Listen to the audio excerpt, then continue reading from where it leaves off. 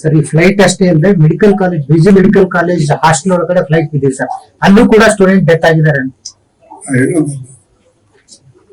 Residential area ಅಂತ ಹೇಳೋದು, residential ಏರಿಯಾದಲ್ಲಿ ಬಿದ್ದ ಮೇಲೆ ಮನೆಗಳಿಗಾಗ್ಲಿ, ಹಾಸ್ಟೆಲ್ಗಾಗ್ಲಿ, ಅಂಗಡಿಗಳಿಗಾಗ್ಲಿ, ಯಾವುದೇ ಹಾಸ್ಪಿಟಲ್ ಇದ್ದಿರೋ ಆ ಏರಿಯಾದಲ್ಲಿ ಯಾರೇ ಇರ್ಬೋದು, ಅದು ಎಲ್ಲೆಲ್ಲಿ ನುಕ್ಸಾನ ಆಗಿದೆ ಅದ್ರ ಕಡೆನೂ ಸರ್ಕಾರ ಲಕ್ಷ್ಯ ಕೊಡಬೇಕು. ಇಮಿಡಿಯೇಟ್ಲಿ ಅವರಿಗೆ ತಕ್ಷಣ ಈ ಬದುಕಿದವರಿಗೆ ಅವರಿಗೆ ಸಹಾಯ ಮಾಡಬೇಕು. ಸರ್ಕಾರ ಸಹಾಯ ಮಾಡೋದು ಅಲ್ಲದೆ ಅವರಿಗೆ ಬದುಕಿಸ್ತಕ್ಕಂತ ಸ್ಥಿತಿಯಲ್ಲಿ ಸರ್ಕಾರ ಸಹಾಯ ಮಾಡಬೇಕು. ಈಗ ನಾ ಅದನ್ನ ಅಪೀಲ್ ಮಾಡಿದ್ವಿ, ನಮ್ಮ ಪಕ್ಷದವರಲ್ಲಿ ಯಾರು ಇರಲಿ, ಪೊಲಿಟಿಕಲ್ ಪಾರ್ಟಿ, ಕಾಂಗ್ರೆಸ್ ಪಾರ್ಟಿ, ನಮ್ಮ ಅಲ್ಲಿನ ನಾಯಕರು, ಅಲ್ಲಿನ ವಾಲಂಟಿಯರ್ಸ್, ಇವರೆಲ್ಲರೂ ಕೂಡ ಇಂಥ ಒಂದು ಇನ್ಸಿಡೆಂಟ್ ನಲ್ಲಿ ಸಹಕರಿಸಬೇಕು, ಜನನ ಗುರುತಿಸಬೇಕು. ಈಗ ನೀವು ಹೇಳದಂಗೆ ಹಾಸ್ಟೆಲ್ ಇರ್ಬೋದು, ಏನೇ ಇರ್ಬೋದು, ಅಂತ ಕಡೆ ಹೋಗಿ ಕೈಲಾದಷ್ಟು ಸಹಾಯ ಮಾಡಿ ಯಾರು ದುಃಖದಲ್ಲಿದ್ದಾರೋ ಆ ದುಃಖವನ್ನು ನಿವಾರಿಸಬೇಕಂತ ಮಾಡಿ. ಅಹಮದಾಬಾದ್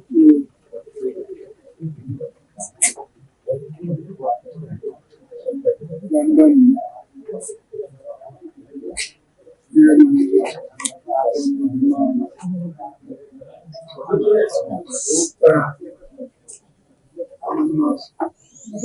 ಸಡನ್ ಆಗಿ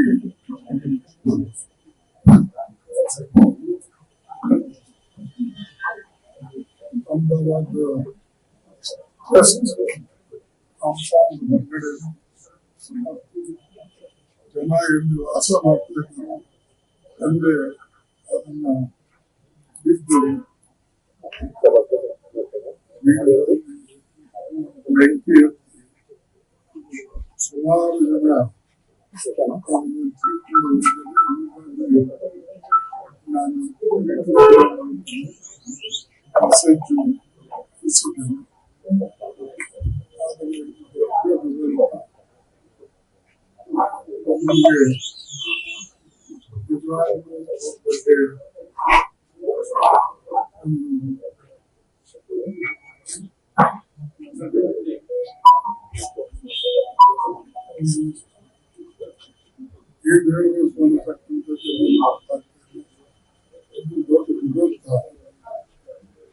ಜೊತೆಯಲ್ಲೇ ಭಾರತ ನಾಗರಿಕರು ಕೂಡ ಆದ್ರೆ ಎಕ್ಸಾಕ್ಟ್ಲಿ ಜನಸಂಖ್ಯೆ ನಮಗೆ ಮಾಹಿತಿ ಇಲ್ಲ. ಆದ್ರೆ ಈಗ ಕೊಟ್ಟ ಮಾಹಿತಿ ಪ್ರಕಾರ ಸುಮಾರು 169 ಜನ ಕೂಡಿದ್ದಾರೆ, ಸತ್ತಿದ್ದಾರೆ. ಇದು ನಿಜವಾಗ್ಲೂ ಒಂದು ದೊಡ್ಡ ಎಲ್ಲರಿಗೆ ಅತ್ಯಂತ ದುಃಖ ಆಗಿದೆ. ನನ್ನ ವತಿಯಿಂದ ಕಂಡೋಲೆನ್ಸಸ್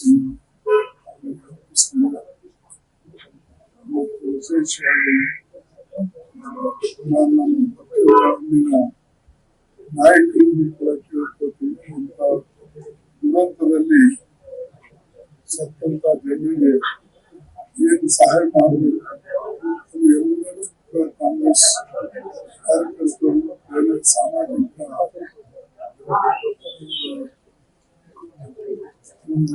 ಆಕ್ಟಿವಿಟೀಸ್ ಮಾಡ್ತಕ್ಕಂಥ ಜನರು ಇಂಥ ಒಂದು ದುರಂತದಲ್ಲಿ ಭಾಗಿಯಾಗಿ ಜನರಿಗೆ ಸಹಾಯ ಮಾಡಬೇಕು, ಅವ್ರ ಕುಟುಂಬಕ್ಕೆ ಸಹಾಯ ಮಾಡಬೇಕು ಹೇಳ್ಕೊಳ್ತೀನಿ. ಆದಷ್ಟು ಬೇಗನೆ ಯಾರು ಬದುಕಿದ್ದಾರೆ ಅಂತವರಿಗೆ ಚಿಕಿತ್ಸೆಯೂ ಕೂಡ ಬೇಗನೆ ಬರಬೇಕು.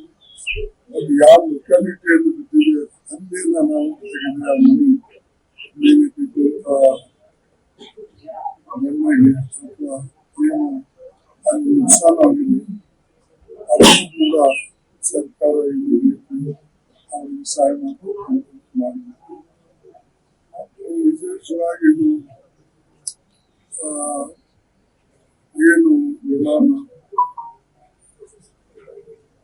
ಬ್ರಿಟಿಷ್ ಅಂದ್ರೆ ಇಂಗ್ಲೆಂಡ್ಗೆ ಹೋಗ್ತಾ ಇತ್ತು. ಅದರ ಜವಾಬ್ದಾರಿಯನ್ನ ಕೇಂದ್ರ ಸರ್ಕಾರ ಹೊತ್ಕೊಂಡು ಅದು ಆದಷ್ಟು ಬೇಗನೆ ಕೆಲಸ ಸಹಾಯ ರಿಕಾರ್ಡ್ ಅಥವಾ ಸಿಟಿ ಇದಕ್ಕೆ ಪ್ರೋಬ್ ಮಾಡಬೇಕು, ಇನ್ವೆಸ್ಟಿಗೇಟ್ ಮಾಡಿಸ್ಬೇಕು. ಏನ್ ಫೇಲ್ಯೂರ್, ಏನು ಪೈಲಟ್ ಫೇಲ್ಯೂರ್, ಏನು ಪ್ಯಾಸೆಂಜರ್ಗಳನ್ನು ಒತ್ತಾಯ ಮಾಡಿ ಪ್ರಾರಂಭ ಮಾಡಕ್ಕೆ ಸಹಾಯ ಮಾಡಬೇಕು, ಅಥವಾ ಯಾವ ದೃಷ್ಟಿಯಿಂದ ಇಂಥ ಒಂದು ಸೂಚನೆ ಆರದ ತಕ್ಷಣ ಕೆಲವೇ ನಿಮಿಷದಲ್ಲಿ ಭೂಮಿಗೆ ಪಡಿಸ್ತಕ್ಕಂಥದ್ದು ಮತ್ತು ಈ ಅಗ್ನಿ ಒಂದು ಬೆಂಕಿ ಹತ್ತಿ ಎಷ್ಟೊಂದು ಹಾಳಾಗಕ್ಕೆ ಕಾರಣ ಆಗಿದೆ ಅಂತ ನಾವೆಲ್ಲರೂ ಯೋಚನೆ ಮಾಡ್ತಿರ್ತಕ್ಕಂಥದ್ದು. ಅದಕ್ಕೆ ನನ್ನ ಡಿಮಾಂಡ್ ಏನಂದ್ರೆ ನಿಷ್ಪಕ್ಷಪಾತವಾದಂತ ಒಂದು ಎನ್ಕ್ವೈರಿ ಆಗಬೇಕು ಮತ್ತು ವಿಶೇಷವಾಗಿ ಹೈಯರ್ ಲೆವೆಲ್ ಮೇಲೆ ಎನ್ಕ್ವೈರಿ ಆದರೆ ಗೊತ್ತಾಗ್ತದೆ ಏನು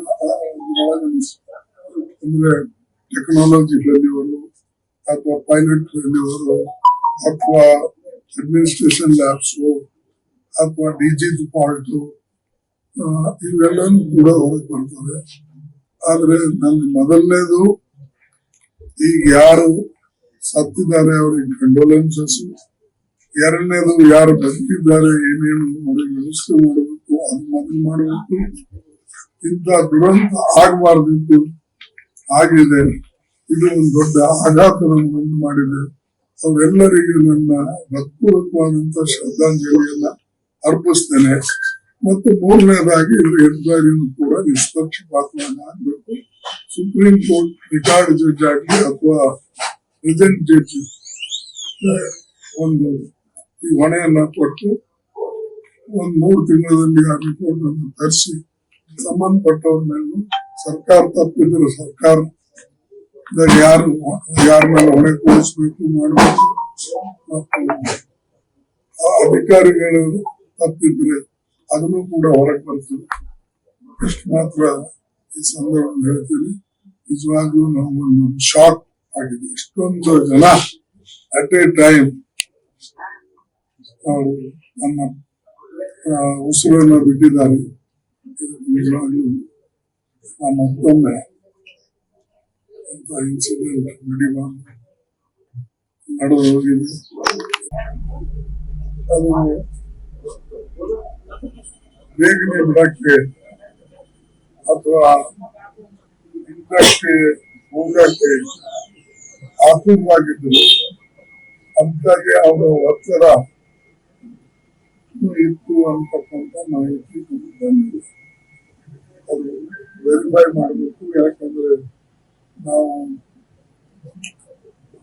ಅಸತ್ಯ ಹೇಳಬಾರದು ಮತ್ತು ಕೆಟ್ಟದ್ದು ನುಡಿನಬಾರದು. ಹೀಗಾಗಿ ಒತ್ತಾಯ ಮಾಡಿ ಕೆಲವು ಜನ ಅವರಿಗೆ